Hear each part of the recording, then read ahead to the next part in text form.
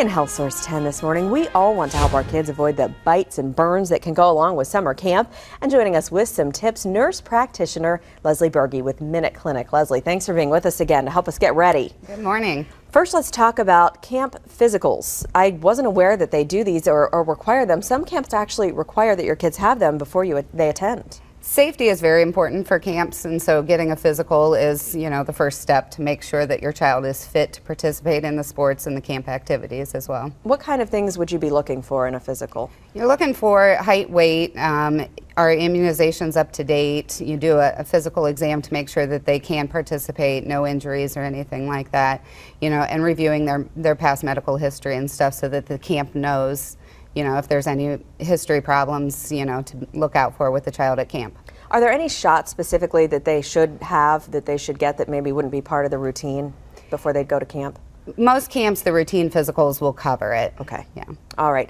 Let's also talk about allergies. I know that's a big deal with a lot of kids. That should be something that you should probably inform the camp of ahead of time, correct? How would you do that? And that's part of the health history form that is discussed with the provider to, talk with if there should be like a provider at the camp that can oversee prescription medications that would be given to the kids, or how those are given out during the camp. And I guess that's something you would want to ask before you send your kid, whether there's going to be a medical professional on site. Correct. Okay. Let's talk about some things that we as parents can do before we send our kids out to keep them safe, beginning down here with sunscreen. So important this time of year. Sunscreen is, and there's multiple variations. You can get the sprays, the pump, you've got the lotion and stuff, and depending on the type of camp they're at, whether they're going to be doing a lot of swimming or hiking, you would want to customize what variation formula that you would get with that. Okay, next, hand sanitizer, which we know can be difficult to get kids to use, but we know they're probably not going to be washing their hands as much at camp. It's portable, it's travelable at the camp, so that they, if they're out in the field playing or whatever, they can wash their hands up before they have lunch. Okay,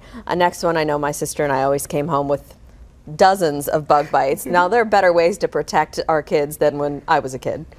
There is, there's spray bug bites, there's different formulas, there's like a Skin So Soft type oil that will help repel bugs, but the two differences there's a lot of confusion between DEET or non-DEET in bug spray. And depending on where your child is going to camp, the DEET can help repel ticks, whereas the non-DEET does not have any tick protection. Okay. So you want to, again, look at what type of camp they're going to and what's going to be best for your child there. That's something I guess you could ask your doctor whether he recommends DEET or not DEET in a product. Yes. I know there can be some controversy there. Yes. Okay, up next, we've got some more first aid items. Band-Aids, a first aid kit. Again, you should find out whether the camp is going to have a provider on site to be able to provide the first aid, or whether the counselors are trained in it and stuff. Sending some Band-Aids, blister Band-Aids, that kind of stuff with the kids is important too. Okay, and you brought some other items here. I wouldn't have thought of batteries, but...